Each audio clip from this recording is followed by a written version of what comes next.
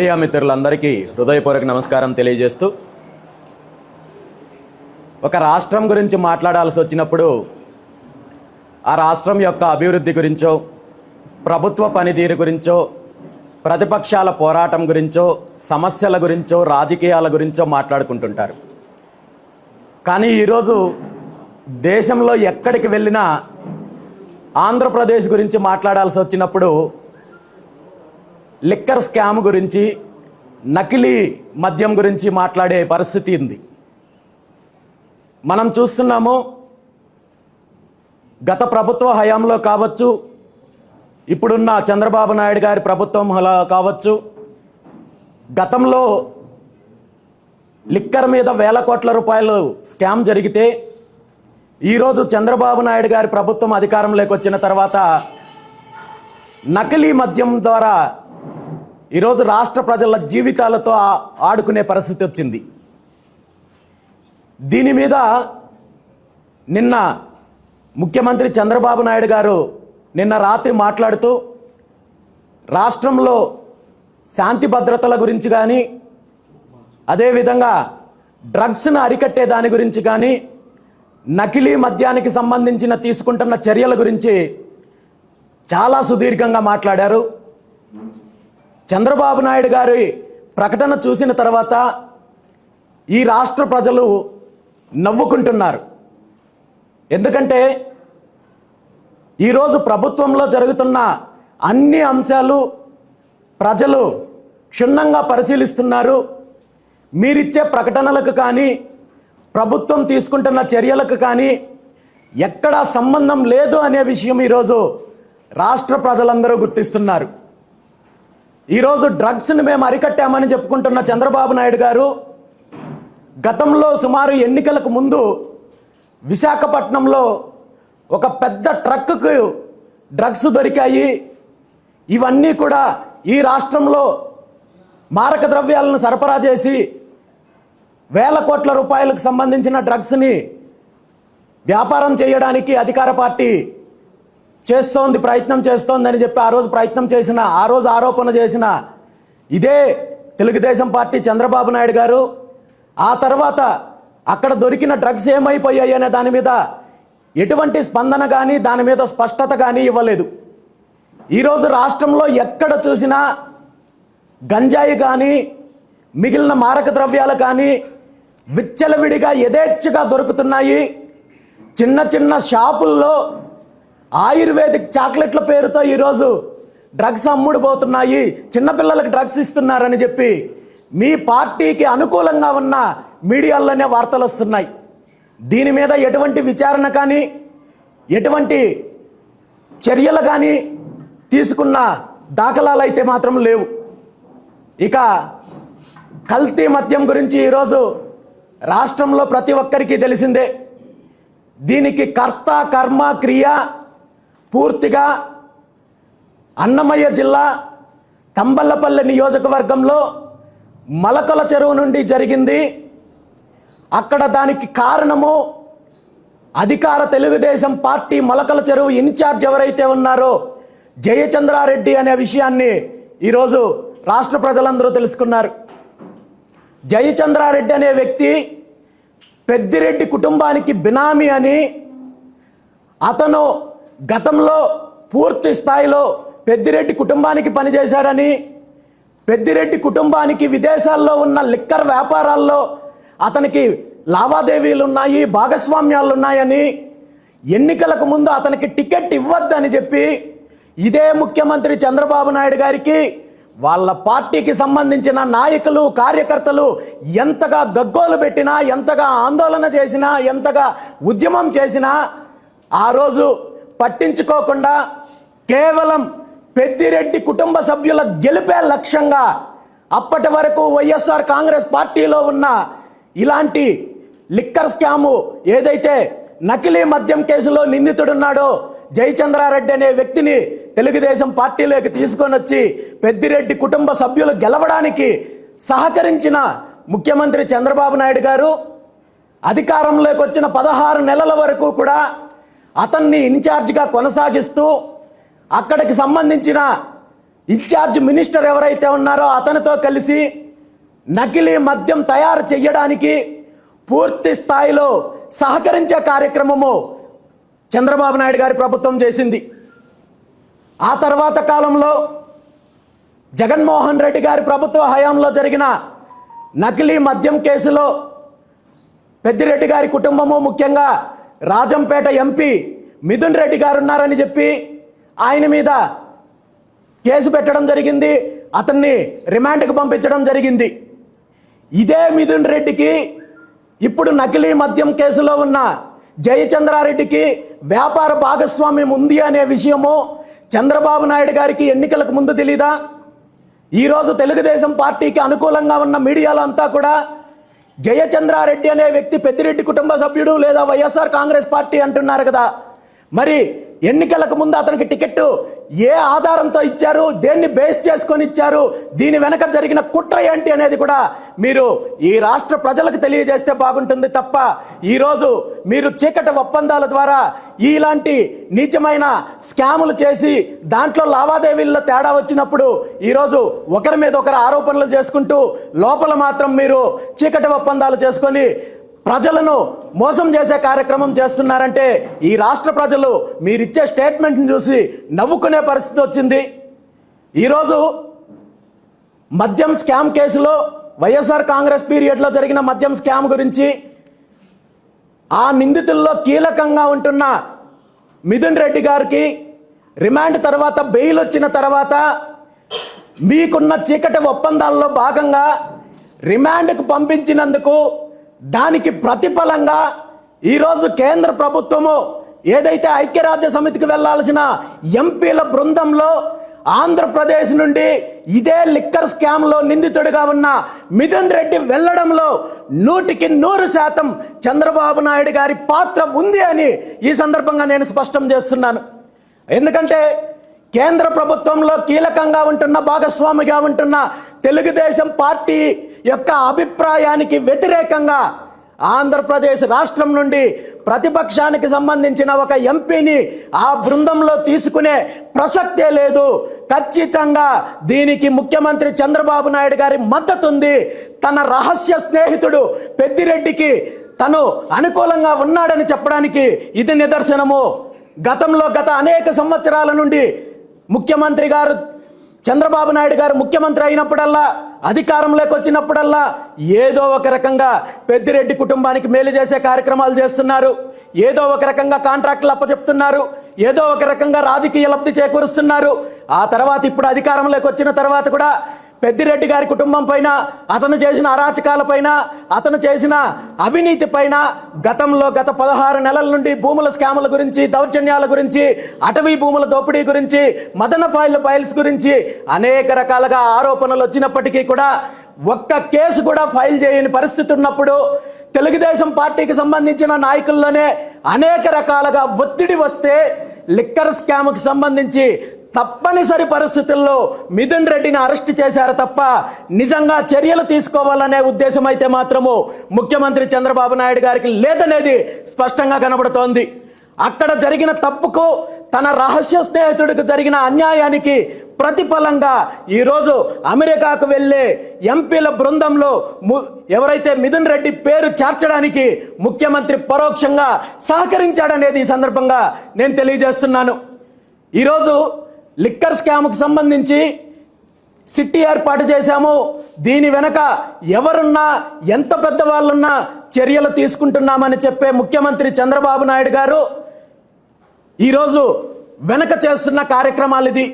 మీ పార్టీకి సంబంధించిన వాళ్ళు, పెద్దిరెడ్డి కుటుంబానికి సంబంధించిన వాళ్ళు కలిసి చేసిన ఈ స్కామ్లో ఈరోజు పూర్తి ఆధారాలతో సహా బయటపడినప్పటికీ కూడా దాన్ని దాచే ప్రయత్నము ముఖ్యమంత్రి గారు చేస్తున్నారు. అదేవిధంగా లిక్కర్కి సంబంధించి పూర్తి పారదర్శకంగా ఈరోజు పరిపాలన సాగిస్తున్నామని చెప్పే ముఖ్యమంత్రి చంద్రబాబు నాయుడు గారు మరి గత ప్రభుత్వ హయాంలో ఏవైతే డిస్టిలరీస్ ఉన్నాయో, ఏవైతే ఆనాడు నకిలీ మద్యం తయారు చేశారు, జే బ్రాండ్ మద్యం తయారు చేశారని చెప్పి మీ పార్టీ మీరు ఆరోపణలు చేశారో, మరి ఈ రోజు కూడా అదే కంపెనీలను కొనసాగిస్తూ బ్రాండ్లు మార్చి ఈరోజు ప్రజలను మోసం చేసే కార్యక్రమం చేస్తున్నారంటే దీన్ని నిజంగా ఈ రాష్ట్ర ప్రజలను వంచడం తప్ప మరొకటి కాదు. నిజంగా మీకు చిత్తశుద్ధి ఉంటే మీకు లిక్కర్ స్కామ్కి సంబంధించి కావచ్చు, లేదంటే నకిలీ మద్యానికి సంబంధించి కావచ్చు, నిజంగా చర్యలు తీసుకోవాలనుకుంటే ఈ కేసుని వెంటనే సిబిఐకి అప్పచెప్పాలని చెప్పి ఈ సందర్భంగా బీసీవై పార్టీ తరఫున నేను డిమాండ్ చేస్తున్నాను.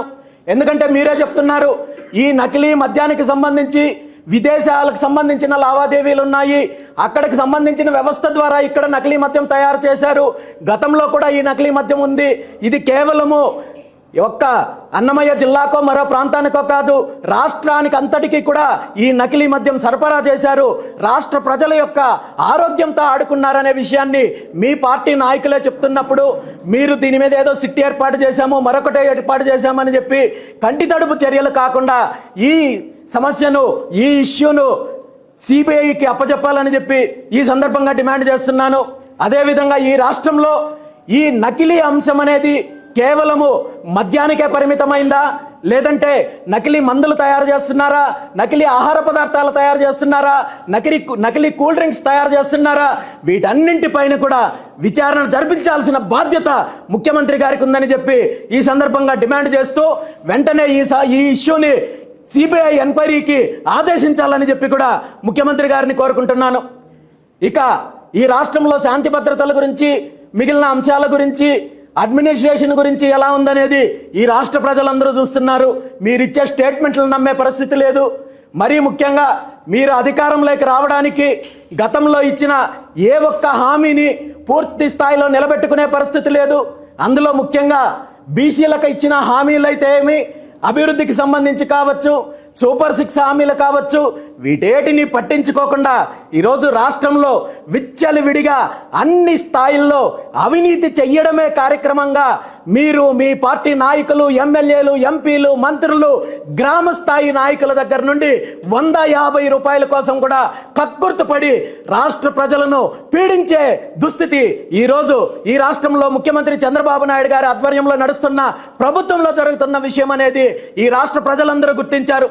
ఈరోజు ఈ రాష్ట్రానికి సంబంధించిన విద్యార్థుల్లో నైతిక విలువలను పెంపొందించడం కోసము మీరు పెద్దలు శ్రీ చాగంటి కోటేశ్వరరావు గారిని నియమించారు. ఆయనకి మంత్రిమండలి హోదా కల్పించి ఈరోజు ఆయన నైతిక విషయాల గురించి, నైతిక విలువలు పెంపొందించడం గురించి క్లాసులు ఇవ్వాల్సింది విద్యార్థులకో లేదా యువతకో కాదు, ఫస్ట్ మీ పార్టీకి సంబంధించిన నాయకులు, మీ పార్టీకి సంబంధించిన ఎమ్మెల్యేలు, ఎంపీలు, మంత్రులకు నైతిక విలువలు అంటే ఏంటో అనేది క్లాస్ ఇప్పించాలని చెప్పి ఈ సందర్భంగా నేను ముఖ్యమంత్రి గారిని కోరుకుంటున్నాను. ఎందుకంటే మాట ఇచ్చిన తర్వాత ఒక రాజకీయ నాయకుడిగా, ఒక ముఖ్యమంత్రిగా ఈ దేశంలో మాట తప్పడంలో ముఖ్యమంత్రి చంద్రబాబు నాయుడు గారికి ఉన్న రికార్డు ఈ దేశంలో ఏ ముఖ్యమంత్రికి లేదు. ముందు మీరు నైతిక విలువలు నేర్చుకోవాలని చెప్పి ఈ సందర్భంగా నేను తెలియజేస్తున్నాను. ఎందుకంటే ఈరోజు మీరిచ్చిన హామీల్లో ఏ ఒక్కటి నెరవేర్చలేదు. ముఖ్యంగా బీసీలకు రక్షణ చట్టం కల్పిస్తానని చెప్పి మేము అధికారంలోకి వచ్చిన నెల రోజుల్లోపు బీసీలకు రక్షణ చట్టం కల్పిస్తాము, బీసీలను అభివృద్ధి చేస్తాము, బీసీలకు నిధులు కేటాయిస్తామని చెప్పి అనేక రకాలుగా తప్పుడు హామీలు ఇచ్చి ఈరోజు అధికారంలోకి వచ్చిన 16 నెలల్లో ప్రతిరోజు ఏదో ఒక రకంగా బీసీల పైన దాడులు జరుగుతున్నాయి. బీసీ నాయకులపైన, బీసీ సమస్యలకు సంబంధించిన ఉద్యమం చేసే వాళ్ళపైన అనేక రకాలుగా వేధింపులు పెడుతున్నారు, తప్పుడు కేసులు పెడుతున్నారు, దాడులు జరుగుతున్నాయి, హత్యలు జరుగుతున్నాయి. వీటన్నింటినీ పట్టించుకునే పరిస్థితుల్లో ఈరోజు ప్రభుత్వం లేదు. కనీసం మీరు ఇచ్చిన బీసీ రక్షణ చట్టం హామీ కూడా మీకు గుర్తు లేదంటే ఈరోజు గత 1980 నుండి ఇప్పటి వరకు కూడా తెలుగుదేశం పార్టీ ఇచ్చిన ఏ ఒక్క హామీని అధికారంలోకి వచ్చిన తర్వాత నిలబెట్టుకునే ప్రయత్నం చేయలేదు, ముఖ్యంగా బీసీల విషయంలో.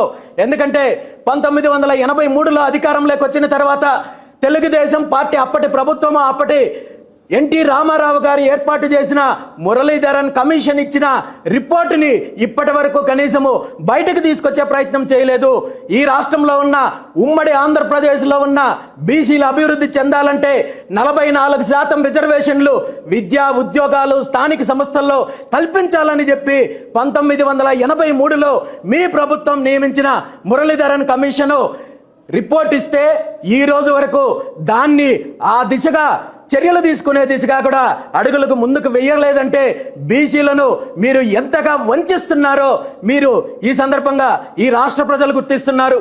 మీరు చెప్తున్నారు నిన్న 15 సంవత్సరాలు నేను ముఖ్యమంత్రిగా అనుభవం ఉంది, 15 సంవత్సరాలు ప్రతిపక్ష నాయకుడిగా ఉన్నాను, 30 సంవత్సరాల పార్టీ అధ్యక్షుడిగా ఉన్నానని చెప్పి ఈ 30 సంవత్సరాల జీవితం అంతా బీసీలను వంచే కార్యక్రమం చేశారు, రైతులను వంచే కార్యక్రమం చేశారు, మహిళలను వంచే కార్యక్రమం చేశారు, ఈ రాష్ట్ర సంపదని పూర్తి స్థాయిలో దోపిడీ చేసే కార్యక్రమం చేశారు తప్ప ఎక్కడ నిర్మాణాత్మకమైన అభివృద్ధి కోసం కానీ లేదంటే మరో రకంగా కానీ ముఖ్యమంత్రి చంద్రబాబు నాయుడు గారు ప్రయత్నం చేయలేదనే విషయాన్ని ఈ సందర్భంగా తెలియజేస్తున్నాను. ఈరోజు గతంలో బ్రిజేంద్ర కుమార్ కమిషన్ లాంటి వారు ఇచ్చిన తప్పుడు తీర్పు వల్ల కర్ణాటక ప్రభుత్వము ఆల్మట్టి డ్యామ్ను ఎత్తు పెంచి ఈ రాష్ట్రానికి ఈ రాష్ట్ర రైతాంగానికి అన్యాయం చేస్తుంటే ఇప్పటి వరకు దాని మీద చర్యలు తీసుకోవడం లేదు. రైతుల భూములను బలవంతంగా లాక్కుంటున్నారు, తీర ప్రాంతంలో ఉన్న భూములను బలవంతంగా లాక్కుంటున్నారు, మత్స్యకారులను ఇబ్బంది పెడుతున్నారు, మహిళల పైన దాడులు జరుగుతుంటే దాని మీద చర్యలు తీసుకునే పరిస్థితి లేదు. మరి ముఖ్యంగా బీసీలకు సంబంధించి ఏ ఒక్క సమస్య పరిష్కరించే దిశగా ముఖ్యమంత్రి చంద్రబాబు నాయుడు గారికి చిత్తశుద్ధి లేకుండా ఈరోజు దోపిడీనే లక్ష్యంగా ఈరోజు ప్రభుత్వం కొనసాగించే ప్రయత్నం చేస్తున్నారు. ఈ సందర్భంగా ముఖ్యమంత్రి చంద్రబాబు నాయుడు గారికి నేను ఒక్కటే తెలియజేస్తున్నాను, మీరు ఏదైతే గతంలో హామీ ఇచ్చారో బీసీలకు రక్షణ చట్టం కల్పిస్తానని చెప్పి దాన్ని వెంటనే అమలు చేయాలని చెప్పి ఈ సందర్భంగా మరొకసారి డిమాండ్ చేస్తున్నాను. అదేవిధంగా రాబోయే స్థానిక సంస్థల ఎన్నికల్లో బీసీలకు అన్ని స్థాయిల్లో 44% రిజర్వేషన్ కల్పించాలని చెప్పి ఈ సందర్భంగా బీసీవై పార్టీ తరఫున డిమాండ్ చేస్తున్నాము. మనం పక్కన తెలుగు రాష్ట్రమైన తెలంగాణ రాష్ట్రంలో చూసాము, అక్కడ ప్రభుత్వము బీసీలకు 42% రిజర్వేషన్లు కల్పిస్తామని చెప్పి ఒక తప్పుడు హామీతో దీనిపైన ఒక కుట్ర పన్ని ఎన్నికలు జరగకుండా అడ్డుకోవడంతో పాటు బీసీలను వంచే కార్యక్రమం చేశారు.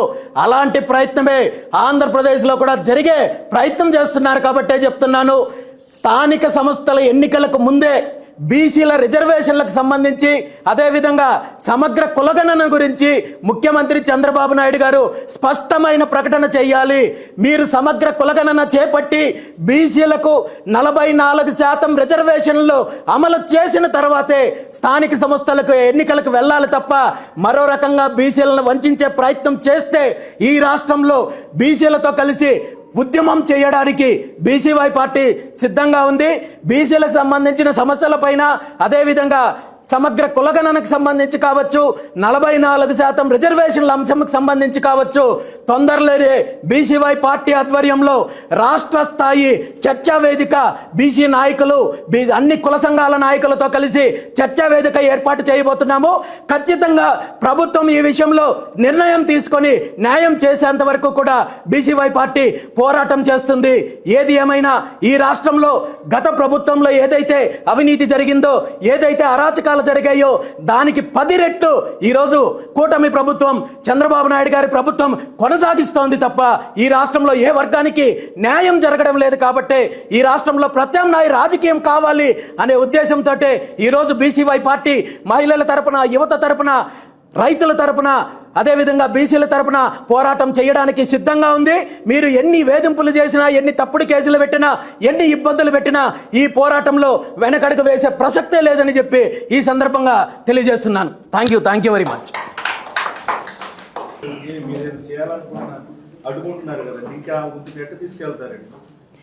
ఈరోజు రాష్ట్ర ప్రజలందరూ కూడా చూస్తున్నారు, ఈ రాష్ట్రంలో ఎక్కడికి వెళ్ళాలన్నా పోలీసులే నేరుగా చెప్తున్నారు, మీరు హైకోర్టు నుండి పర్మిషన్ తెచ్చుకోండి, మేము అనుమతిస్తామనేసి. ఇలాంటి నీచమైన సంస్కృతి, ఇలాంటి నీచమైన దుస్థితి కేవలం ఆంధ్రప్రదేశ్ చరిత్రలో కాదు, ఈ భారతదేశంలో ఎక్కడా లేదు. రాష్ట్ర ప్రజలు దీని అందరినీ గమనిస్తున్నారు. ఖచ్చితంగా దీని మీద రాబోయే రోజుల్లో పోరాటం చేయడానికైతే మాత్రం బీసీవై పార్టీ సిద్ధంగా ఉంది.